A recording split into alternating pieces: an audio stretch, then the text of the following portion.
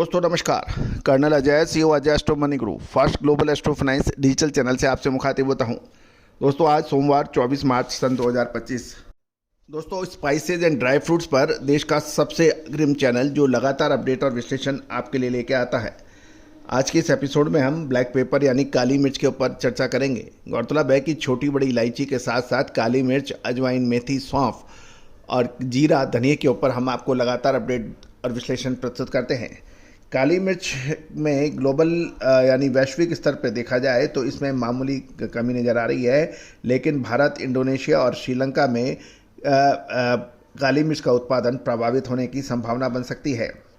गौरतलब है कि ग्लोबल लेवल पे देखा जाए तो भारत जो श्रीलंका से पिछले साल लगभग 20,000 टन काली मिर्च का आयात किया गया था, लेकिन इस बार इतना अधिक आयात होने की संभावना नहीं है क्योंकि श्रीलंका के काली मिर्च के उत्पादन में कमी की संभावना नज़र आ रही है। और कुछ लोगों का तो ये कहना है कि श्रीलंका में 25 से 30% इस बार उत्पादन कम हो सकता है।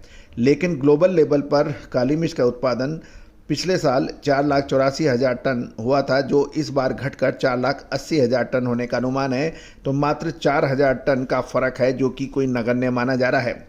ग्लोबल उत्पादन की बात करते हैं तो सबसे पहले काली मिर्च उत्पादन में वियतनाम का पे सबकी नज़र होती है, क्योंकि लगभग 38 से 40% भागीदारी वियतनाम की होती है। वियतनाम में कोई मामूली गिरावट है, कोई विशेष गिरावट नहीं है। पिछले साल वियतनाम में 1,83,000 टन का उत्पादन काली मिर्च का हुआ था, जो इस बार घटकर 1,80,000 टन होने का अनुमान है। तो मात्र 3,000 टन का फर्क है। जबकि ग्लोबल काली मिर्च के उत्पादन में भारत और इंडोनेशिया की भागीदारी लगभग 10 से 12% मानी जाती है। भारत में इस बार उत्पादन में 20 से 25% और कुछ लोग 30% से अधिक की गिरावट की बात कर रहे हैं, जबकि श्रीलंका में 25 से 30% और इंडोनेशिया में 8 से 10% काली मिर्च का उत्पादन की कमी का अभी अनुमान लगाया गया है। ग्लोबल लेवल पर काली मिर्च का उत्पादन में ब्राज़ील का भी एक महत्वपूर्ण स्थान माना जाता है। ब्राज़ील की हिस्सेदारी लगभग 15% मानी जाती है और उत्पादन ब्राज़ील में बढ़कर 70,000 टन से बढ़कर 82 से 85,000 टन हो गया है। यानी कुल मिला के ग्लोबल लेवल पर काली मिर्च के उत्पादन में कोई बड़ी गिरावट नहीं है।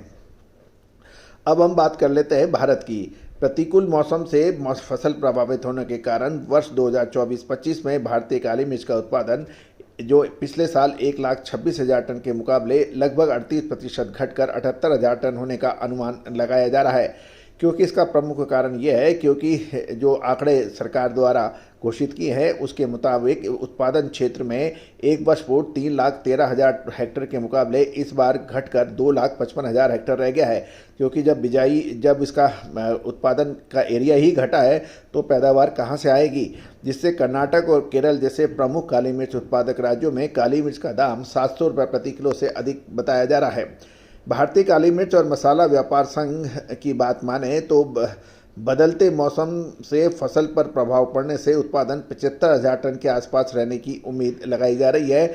लेकिन ये तो तय है कि 75,000 से 80,000 टन के आसपास उत्पादन रह सकता है। कृषि विभाग और मसाला बोर्ड की बात माने तो बकाया स्टॉक लगभग 50,000 टन होने की उम्मीद है।